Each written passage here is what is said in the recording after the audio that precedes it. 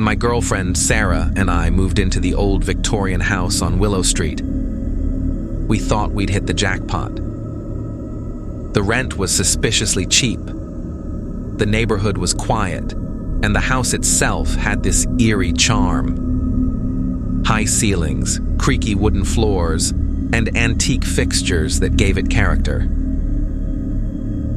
The real estate agent had mentioned that the previous owners left in a hurry, but she brushed it off as a family emergency. The first night was uneventful. We ordered pizza, laughed about how the house looked like something out of a horror movie, and went to bed early. That's when I heard it, the whispering.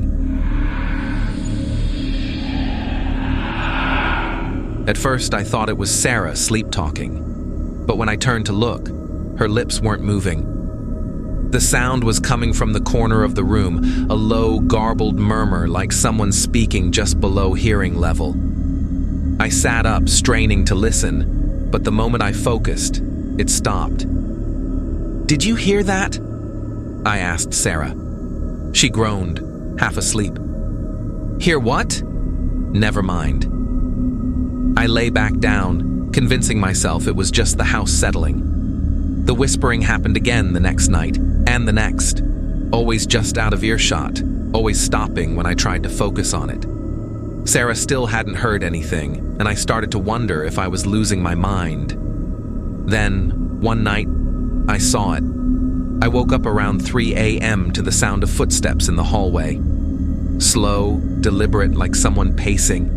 My blood ran cold. Sarah was sound asleep beside me. I grabbed my phone, turning on the flashlight, and swung my legs out of bed.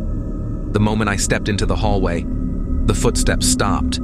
The air felt thick, heavy. I shone the light down the corridor. Nothing.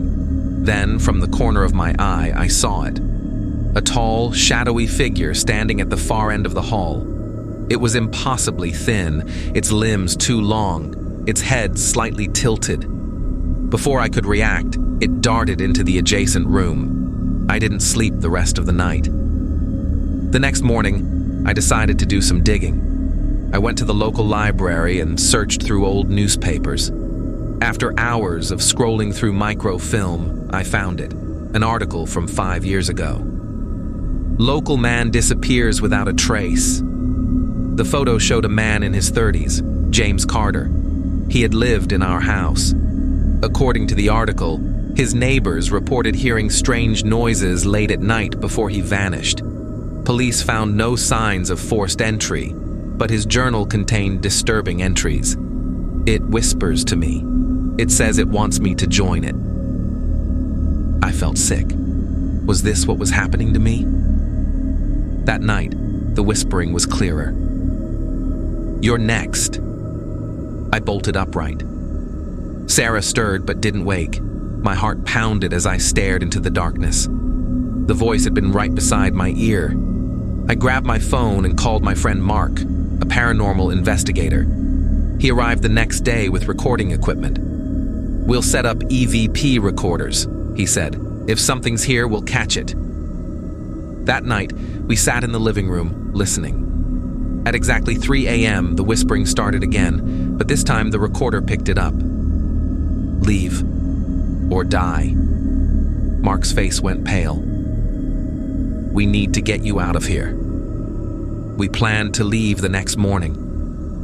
But the house had other plans. At midnight, the doors locked themselves. The lights flickered. The whispering became a chorus, coming from every corner of the room.